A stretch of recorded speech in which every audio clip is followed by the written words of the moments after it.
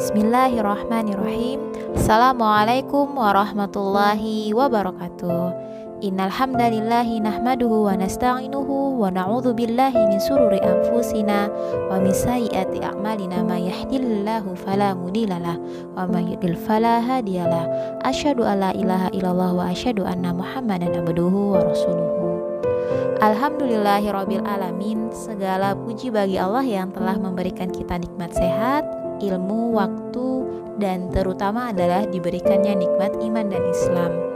Salawat serta salam senantiasa kita sampaikan kepada Rasulullah SAW beserta keluarga dan sahabat beliau. Semoga Allah Subhanahu wa Ta'ala memberikan kita semangat dan keistiqomahan dalam menjalankan sunnah-sunnah Rasulullah SAW. Bagaimana kabar anak-anak Smart Al-Mumtaz? Semoga kita semua selalu diberikan kesehatan agar dapat menjalankan ibadah dengan baik dan belajar dengan giat ya. Di majelis pagi kali ini, Ustazah Desi akan menceritakan kisah sahabat Rasulullah SAW dari kalangan perempuan yang terkenal dalam ketaatannya beribadah. Dia adalah Ummu Hamid. Sudah siap menyimak? Bismillah, insya Allah siap. Pada zaman Rasulullah SAW, begitu banyak muslimah yang taat menjalankan ibadah. Salah satunya adalah Ummu Hamid. Dia adalah istri Abi Hamid As-Saidi. Ia adalah wanita yang ahli ibadah.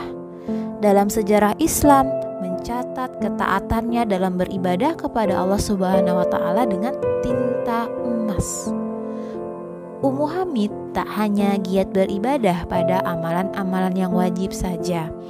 Ia dengan penuh keikhlasan dan rasa cinta kepada Sang Khalik dan Rasulullah SAW terus mencari keutamaan-keutamaan dalam beribadah. Dengan mengetahui keutamaan dari amal ibadah yang kita lakukan akan menambah keyakinan dan semangat kita dalam mengerjakan amalan tersebut. Karena semangat yang tinggi yang dimiliki oleh Ummu Hamid ini, bahkan ia sempat merasa iri kepada kaum laki-laki yang bisa sholat berjamaah di masjid bersama Rasulullah SAW. Ummu Hamid tak ingin kalah dalam menjemput keutamaan ibadah dibandingkan kaum laki-laki. Dia mengetahui keutamaan sholat berjamaah di masjid bagi kaum laki-laki. Dia ingin meraih pahala sebagaimana yang bisa diraih oleh kaum laki-laki. Ada suatu kisah tentang Ummu Hamid yang datang kepada Nabi SAW untuk mempertanyakan masalah tersebut. Kisah ini diriwayatkan dalam hadis riwayat Ahmad. Syekh Syu'aib Al-Arnaud mengatakan bahwa hadis ini hasan. Suatu hari Ummu Hamid dengan penuh semangat menjumpai Rasulullah. Ummu Hamid pun berkata, "Wahai Rasulullah, saya sangat ingin sekali sholat berjamaah bersamamu." Beliau Shallallahu Alaihi Wasallam lantas menjawab, "Aku telah mengetahui hal itu bahwa engkau sangat ingin sholat berjamaah bersamaku. Namun sholatmu di dalam kamar khusus untukmu lebih utama dari sholat di ruang tengah rumahmu. Sholatmu di ruang tengah rumahmu lebih utama dari sholatmu di ruang terdepan di rumahmu. Sholatmu di ruang luar rumahmu lebih utama dari sholat di masjid kaummu. Sholat di masjid kaummu lebih utama dari sholat di masjidku ini, Masjid Nabawi." Nah, itu ya yang disampaikan oleh Rasulullah SAW kepada Ummu Hamid. Masih banyak riwayat yang senada dengan hadis tadi, yang kali ini diriwayatkan oleh Ibnu Abi Asim dan Baqo bin Mukhlid. Ummu Hamid bertanya kepada Rasulullah SAW, "Wahai Rasulullah, mengapa suami kami melarang kami sholat bersamamu?" Mendengar pertanyaan itu, Rasulullah SAW bersabda, "Sholat kalian di rumah kalian lebih utama daripada sholat di kamar kalian."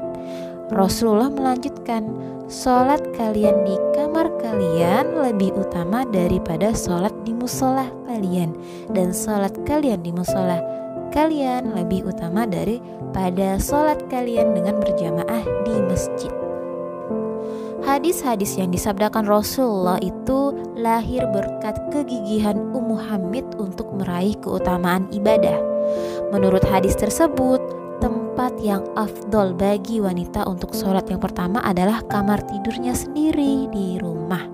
Yang kedua yaitu di ruangan rumah lainnya. Yang ketiga itu di serambi rumah atau yang di luar rumah. Dan yang terakhir itu adalah di masjid. Nah, hal yang menjadi hikmah dari kesungguhan Ummu Hamid dalam menjemput keutamaan ibadah ini yaitu adanya kejelasan tentang kelebihan sholat bagi kaum perempuan. Dengan sabda Rasulullah ini, beliau menyampaikan bahwa keutamaan ibadah sholat bagi kaum perempuan yaitu di rumahnya. Rasulullah mengetahui kemuliaan wanita dalam Islam. Agama Islam sangat menjaga dan melindungi kehormatan wanita. Rasulullah menganjurkan pada para wanita untuk sholat di ruang yang lebih tertutup untuk menghindari timbulnya fitnah.